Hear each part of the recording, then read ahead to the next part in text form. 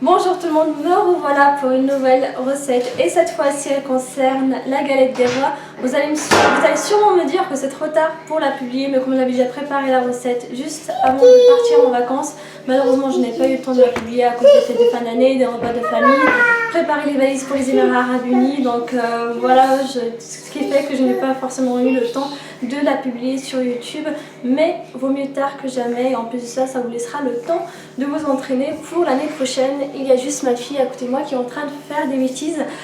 Pour cette galette, il y a deux crèmes à préparer, une crème pâtissière et une crème d'amande. Les deux crèmes sont très simples à préparer.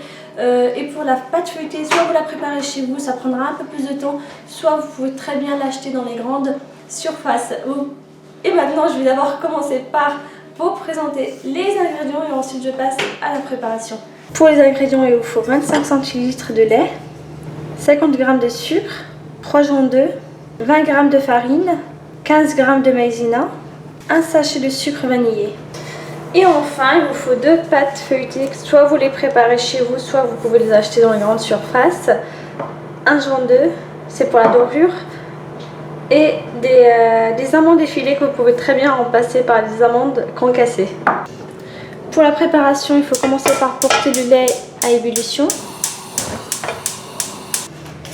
Ensuite, dans un saladier, il faut verser les jaunes d'œufs, les 3 jaunes d'œufs, le sucre, pour mélanger.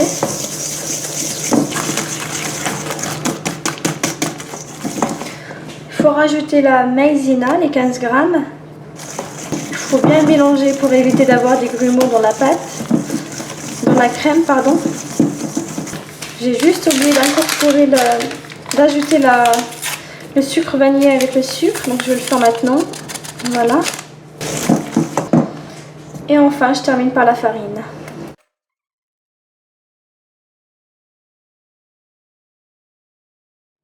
Dès que le lait est porté à ébullition, il faut le verser délicatement sur la première préparation. Je vais juste mélanger avant de verser le reste de lait.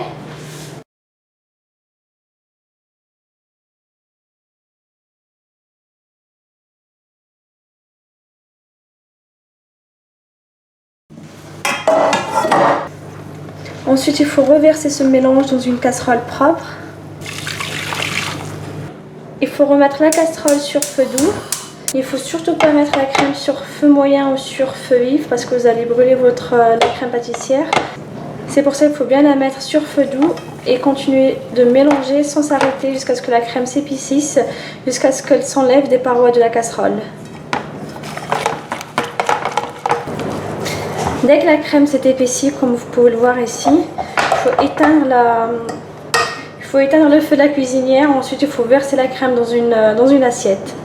Dès que vous avez versé votre crème pâtissière dans une assiette pour qu'elle puisse refroidir, il faut juste la filmer à l'aide d'un film alimentaire. Pour préparer la crème d'amande, il vous faut 55 g de beurre mou. C'est très important, il faut bien que le beurre soit mou, il faut bien le sortir quelques heures avant la préparation. Ensuite, 55 g de sucre, 100 g de poudre d'amande. Il vous faut également l'arôme d'amande amère que vous pouvez acheter dans les grandes surfaces. Et maintenant, on va passer à la préparation de la crème d'amande qui est très simple. Il faut casser les œufs dans un saladier. Ensuite, il faut rajouter le sucre. On mélange. Ensuite, on rajoute le beurre mou. Vous pouvez très bien utiliser un robot pour mélanger le beurre avec les œufs. Je vais rajouter la poudre d'amande et après je terminerai par éliminer tous les petits morceaux de beurre. Donc je rajoute les 100 g de poudre d'amande, quelques gouttes d'arôme d'amande, une petite cuillère à café. Pour l'arôme, il faut compter environ une petite cuillère à café pour 500 g de préparation. Et là, il faut bien mélanger jusqu'à ce qu'on élimine tous les petits morceaux de beurre.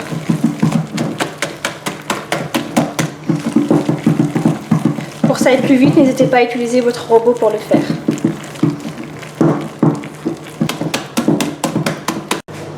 Dès que la crème pâtissière est froide, il faut l'incorporer à la crème d'amande.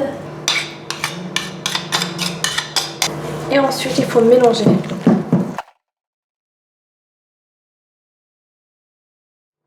Si votre préparation est trop liquide, vous pouvez très bien la mettre un petit moment au frigo. Sinon, vous pouvez aussi la mettre au congélateur, mais il faut bien la surveiller, il faut bien faire attention pour pas qu'elle soit congelée.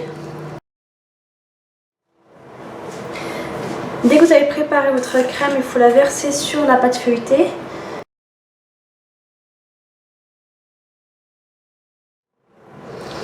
Il faut mettre un peu de jaune d'œuf tout autour de la pâte.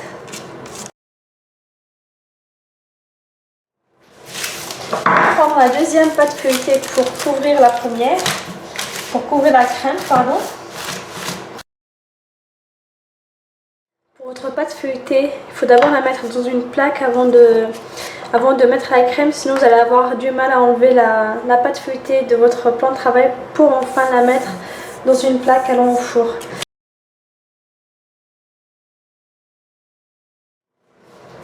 Il faut à nouveau badigeonner le dessus. Ensuite, il faut faire des motifs, n'importe lesquels, sur la galette. Maintenant, c'est facultatif, vous pouvez très bien, pour finir, vous pouvez très bien mettre un peu d'amande effilée sur le dessus. Vous trouvez votre pâte feuilletée trop grande par rapport à la quantité de crème que vous avez, vous pouvez très bien la découper à l'aide d'un cercle à pâtisserie.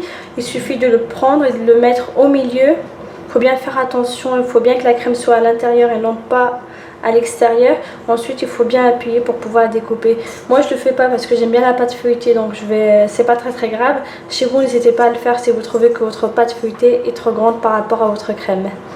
Maintenant, il faut l'enfourner à 200 degrés pendant 10 minutes. Ensuite, il faut baisser la température à 170 degrés et laisser à nouveau la galette des rois au four pendant environ 20 minutes.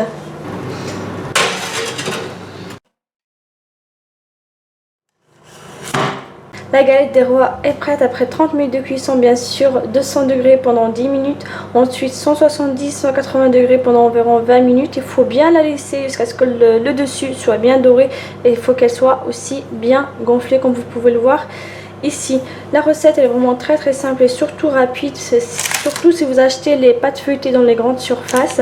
Après, si vous les préparez vous-même, ça sera un peu plus long par contre.